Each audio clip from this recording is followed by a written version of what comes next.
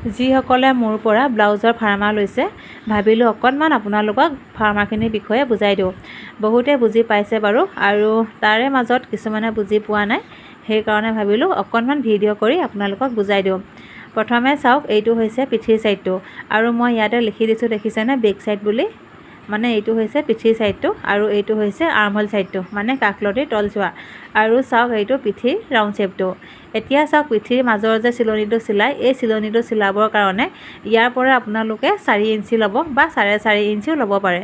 মই 4 ইঞ্চি লৈছোঁ আৰু ওপৰৰ ফাললৈ 5 ইঞ্চি লৈছোঁ। আপোনালোকে চাওক, পিঠিৰ এই মাজৰ চিলনিটো চিলাওঁতে এটা কথাই মন কৰিব, যাতে এই কটা চিনটোৰ পৰা চিলনিটো ওপৰলৈ চিলাই নিদিয়ে, গম পাইছেনে? তালৈকে চিলাই নিদিব, আপোনালোকে সদায় কটাৰ তলৰ অংশটোলৈকে এই চিলনিটো চিলাই দিব। প্ৰথমে সদায় ব্ৰা কাটটো চিলাই ল'ব, আৰু ব্ৰা কাটটোৰ ওপৰত দেখিছেনে মই ধুনীয়াকৈ লিখিয়ে দিছোঁ, আপোনালোকে চালেই বুজি পাব। ফ্ৰণ্ট ছাইড বুলি যে লিখিছোঁ, এইটো চিধা ছাইডটো হয়, আপোনালোকে এইখিনি মন কৰিব। এইটো ব্ৰা কাটৰ ছেকেণ্ড পাৰ্টটো হয়। চাওক, ব্ৰা কাটটো চিলোৱাৰ আগতে আপোনালোকে এনেদৰে মিলাই ল'ব, আৰু এই যে কাৰ্চিনবিলাক দেখিছে, কাৰ্চিনবিলাক মুখামুখিকৈ লৈ এনেদৰে মিলাই লৈ চিলাব পাৰিব। আৰু এইটো দেখিছেনে ছাইড পাৰ্টটো হয়। ছাইড পাৰ্টটোৰ ফালেও মই যে কাৰ্চিনবিলাক দিছোঁ মুখামুখিকৈ, আপোনালোকে এনেদৰে চিলোৱাৰ আগতে মিলাই ল'ব। ব্ৰা কাটটো চিলোৱাৰ পাছত 2 নম্বৰতে আপোনালোকে এই যে দেখিছে ছাইড পাৰ্টটো, এই ছাইড পাৰ্টটোৰ লগত চিলাই দিব। আৰু মই নাম্বাৰ দি দিছোঁ, A B C এনেকৈ লিখি দিছোঁ। প্ৰথমে A আৰু B চিলাই ল'ব, তাৰ পাছত C পাৰ্টটোৰ লগত চিলাই দিব।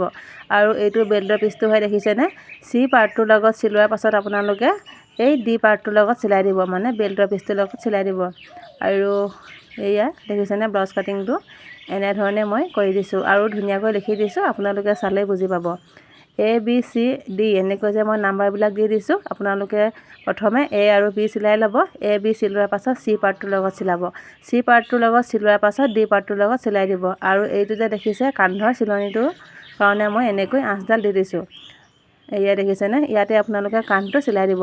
এইখন হাতখন হয়, হাতখনতো মই লিখি দিছোঁ, চাওক, আগফাল আৰু পাছফাল ছাইড কোনটো হয়, আপোনালোকে ভালদৰে চাব।